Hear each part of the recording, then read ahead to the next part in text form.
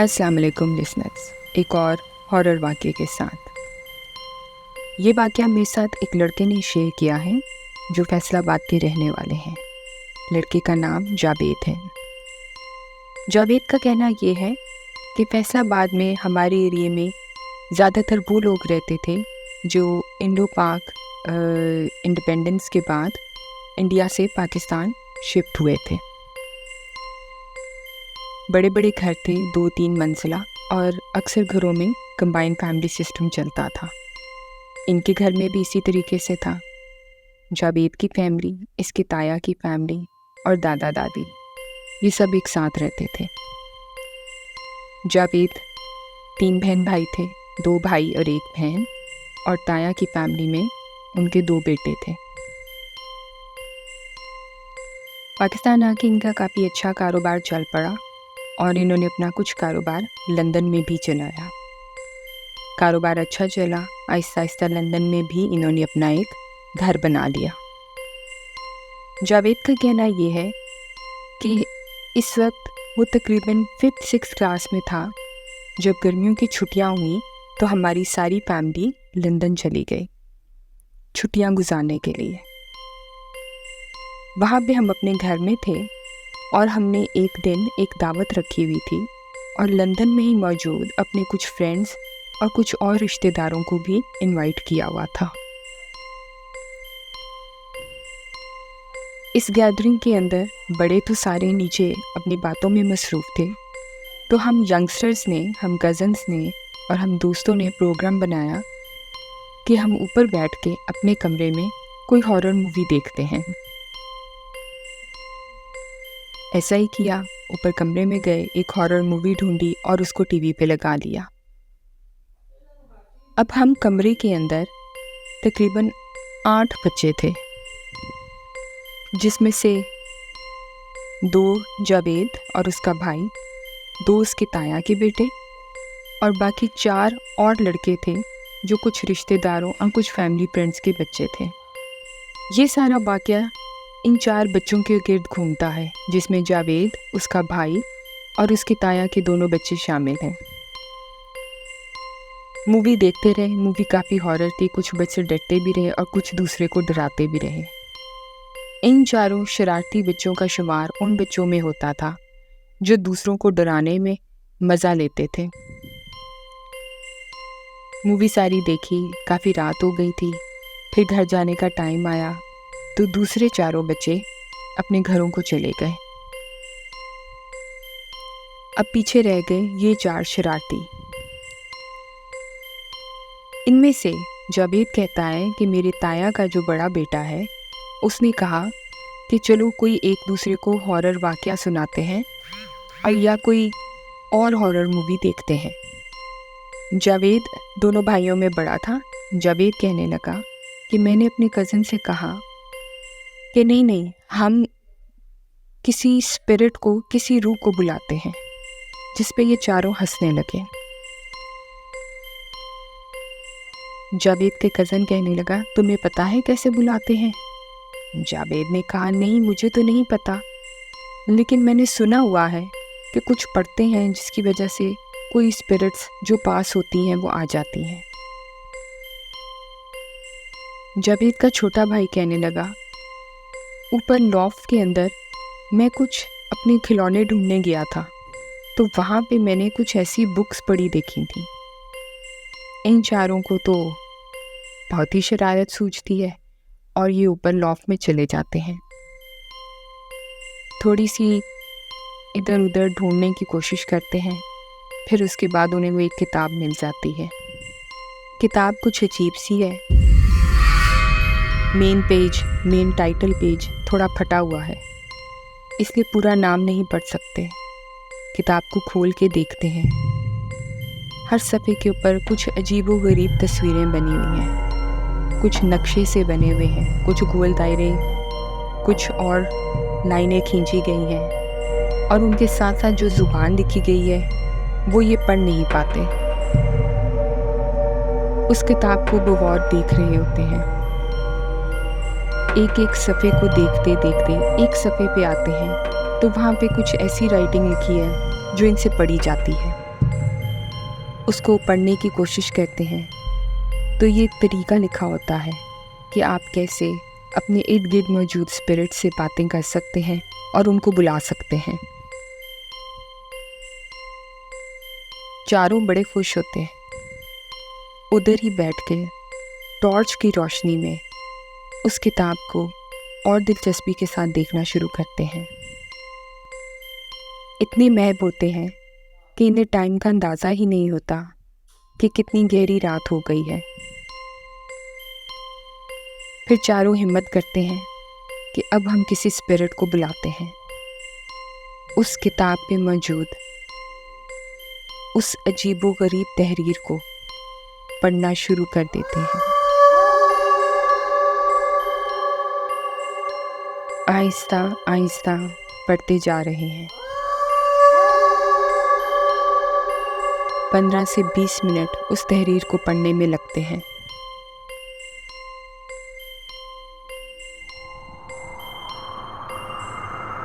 और उसके बाद ये खामोशी से बैठ जाते हैं। 5 मिनट इसी तरह खामोशी से बैठे रहते हैं और एक दूसरे को देखते रहते हैं। फिर जावेद बोलता है, कोई है हमारे आसपास? इतने में अचानक से दरवाज़ा खुलने की आवाज़ आती है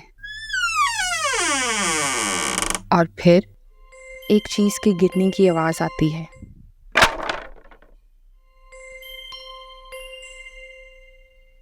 और ऐसे जैसे वही दरवाज़ा बंद हो गया और चारों डर जाते हैं। फौरन मुड़ के उस तरफ देखते हैं, टॉर्च की लाइट मारते हैं, लेकिन कुछ भी नज़र नहीं आता। चारों हंसना शुरू कर देते हैं और एक दूसरे को कहते हैं, ऐसे ही मजाक है, कोई रूह वगैरह नहीं आती। और उस किताब को वहीं छोड़ के चारों नीचे आ जाते हैं। जावेद का कहना यह है कि इस वाक़े के बाद कुछ हफ्ते हम लंदन रहते हैं और फिर वापस पाकिस्तान आ जाते हैं। अब्बा का और ताया का कारोबार बहुत अच्छा चलता था और हमारे घर में बड़ी ही खुशहाली थी। लेकिन ये एक अजीब बात थी कि जब हम लंदन से वापस आए तो आहिस्ता आहिस्ता घर के हालात बदलने लगे। घर में हर वक्त कोई ना कोई नोक झोंक होती रहती थी। इससे पहले कभी भी ना तो उसकी वालदा और ताई में कभी भी लड़ाई नहीं हुई थी, लेकिन अब ये मामूल हो गया था। रोज़ किसी न किसी छोटी छोटी बात पर कोई ना कोई लड़ाई होनी शुरू हो गई। और फिर आहिस्ता आहिस्ता ना सिर्फ उसकी वालदा और ताई में बल्कि वालिद और ताया में भी हल्की हल्की लड़ाई शुरू हो गई। कि एक दिन टीवी लाउंज में बैठी मेरी वालदा, ताई और दादी आपस में बातें कर रही थीं। पास में काम वाली भी बैठी थी। मेरी वालदा और ताई सब्ज़ी बनाने लगी थी तो वो काम वाली को कहती है कि जाओ किचन में से छुरी पकड़ के लेकर आओ। वो जाती है और वहीं से आवाज़ देती है कि बाजी यहाँ तो छुरी नहीं पड़ी हुई। जिस पे ताई उसे गुस्से होकर कहती है, तुम्हारी आंखें नहीं हैं? अगर बाहर नहीं पड़ी तो कैबिनेट के अंदर देख लो। कोई बर्तन ऊपर नीचे करके भी देख लेते हैं, आंखों के साथ देखो तो मिल जाएगी। एक तो नहीं 4-5 छुरियां हैं यहाँ पर। लेकिन हैरत की बात यह है कि उसको कोई भी छुरी नहीं मिलती। ताई को थोड़ा गुस्सा आता है, खुद उठ के जाती हैं, सारा किचन ढूंढ लेती है, कोई छुरी नहीं मिलती। ये बहुत ही हैरत की बात थी। फिर ताई उस काम वाली को साथ वालों के घर भिजवाती है कि जाओ थोड़ी देर के लिए उनसे छुरी मांग के लेके आओ। छुरी लेकर आती है, सब्जी काटते हैं और उसके बाद खाना खाते हैं। जब खाना खा के बर्तन धोने का टाइम आता है तो हैरानगी की बात यह है कि धोने वाले बर्तनों में वो सारी छुरियां पड़ी हैं। ताई बालता को बुला के भी कहती हैं और दादी को भी दिखाती हैं। ये तीनों इस बात से हैरान हैं। और फिर ये घर का मामूल होने लगा। जिस वक्त जो चीज़ ढूंढ रहे होते थे वो चीज़ नहीं मिलती थी। अक्सर ही वालिद के और ताया के कपड़े गुम हो जाते थे। फिर सारे घर में ढूंढने पड़ते थे, लेकिन कपड़े नहीं मिलते थे और वो कोई और कपड़े पहनकर अपने ऑफिस चले जाते थे। और बाद में जब घर की सफाई शुरू होती थी तो वो कपड़े उसी तरीके से अलमारी में लटके मिल जाते थे। ये बहुत ही अजीबोगरीब वाक़यात थे।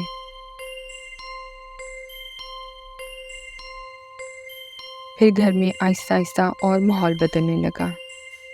कारोबार में नुकसान होने लगा। नुकसान की वजह से वालिद और ताया दोनों की तबीयत में चिड़चिड़ापन आ गया था। कभी आपस में लड़ पड़ते, कभी बीवियों से लड़ पड़ते और कभी बच्चों को भी डांट सुनने को मिलती। दादा और दादी इन सब हालात से बहुत परेशान थे। ये सब क्या हो रहा है, क्यों हो रहा है, कुछ समझ नहीं आ रहा। और फिर एक दिन सबकी परेशानी की इंतहा हो गई। सुबह सो के उठते हैं तो ताया के बच्चों के कमरे से चीख की आवाज़ आती है। सब भाग के उधर जाते हैं। ताई भी उधर हैं और ताया भी उधर ही है। ताई ज़ोर ज़ोर से रो रही है। ताया का बड़ा बेटा बिल्कुल पैरालाइज हो गया है। अच्छा भला रात को सोया था, हम सब बातें कर रहे थे, खेल रहे थे, लेकिन आज सुबह जब ताई उसके कमरे में जाती है, उसको हिलाती है, उठाती है, तो ना वो हिल पाता है और ना ही कोई जवाब देता है। सब परेशान हैं कि ये क्या हो गया है। वो सिर्फ अपनी आंखें हिलाता है, जिससे हाँ या ना का इशारा करता है। ना तो बोल पा रहा है और ना ही अपना कोई जिस्म का हिस्सा हिला पा रहा है।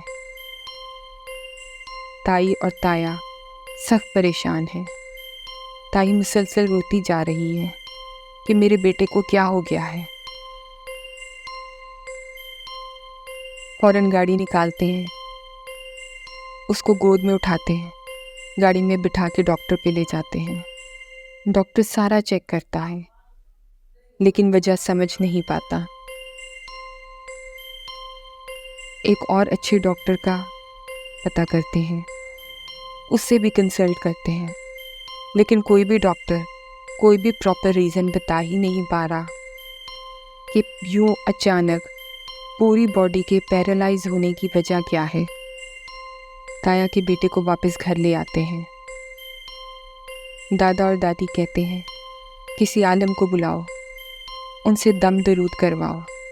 ये सब क्या हो रहा है, हम तो पहले ही परेशान हैं कि घर के मसले क्यों नहीं ख़त्म हो रहे। दादा अपने किसी दोस्त से जिक्र करते हैं और वो एक बहुत बड़े आलिम का बताते हैं। उनके पास जाते हैं, उन्हें घर के सारे मामलात बताते हैं और ताया के बेटे के बारे में भी सारी हकीकत बताते हैं। वो आलिम सुन के कहते हैं कि मैं आप लोगों के घर आऊँगा, वहाँ बैठ के कुछ पढ़ूँगा तो मुझे अंदाज़ा होगा। वो बुज़ुर्ग दीन घर आते हैं और अपनी पढ़ाई करते हैं और कहते हैं आपके घर में कुछ अनचाही चीज़ें हैं, कुछ ऐसी चीज़ें हैं जिनका वजूद यहाँ से नहीं है, लेकिन अभी मैं कुछ वाज़िया नहीं कह सकता। मुझे मज़ीद पढ़ाई करने दें। इन्हीं पढ़ाई के दिनों में जावेद का कहना है कि मुझे और मेरे बाकी दोनों कज़न्स को और मेरे भाई को अजीबोगरीब ख्वाब आने लगे। एक बहुत ही भयानक सी शक्ल हाथ में खंजर लिए हुए, मुंह से जैसे खून टपक रहा है।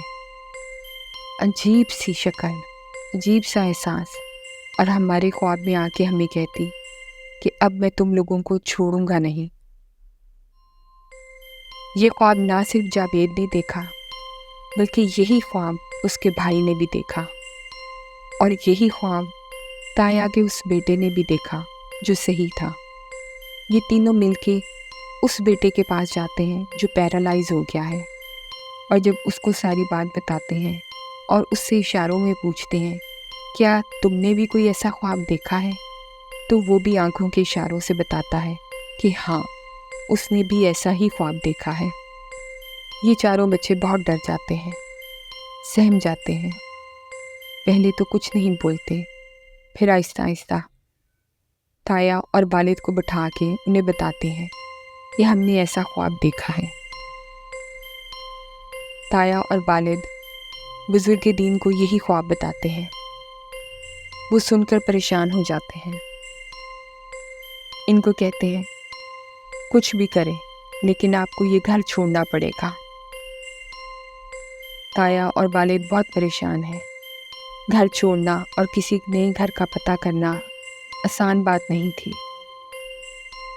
फिर भी बहुत मुश्किलों से कुछ चीज़ें बेचते हैं, गाड़ी बेचते हैं, और फिर एक नया घर लेते हैं और उसमें शिफ्ट होते हैं।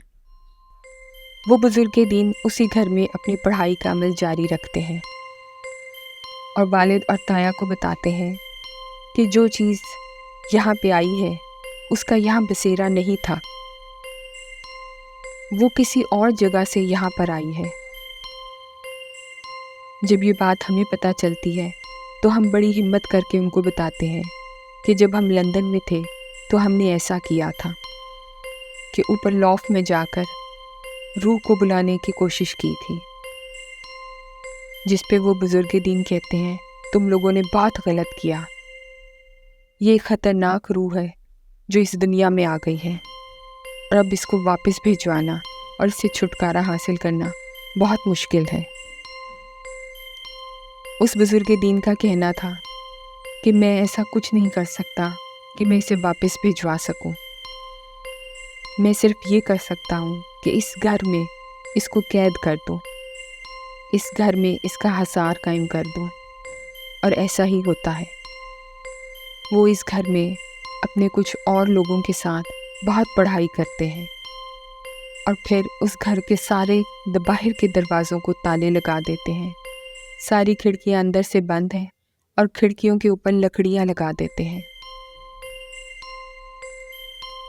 जितने भी दरवाजे बाहर को खुलते थे सब पे ताले लगा के वो बुजुर्ग दीन कुछ पढ़ाई कर देते हैं, और अब्बा को और ताया को कहते हैं, अब आप ये घर को और इन दरवाज़ों को कभी नहीं खोलेंगे।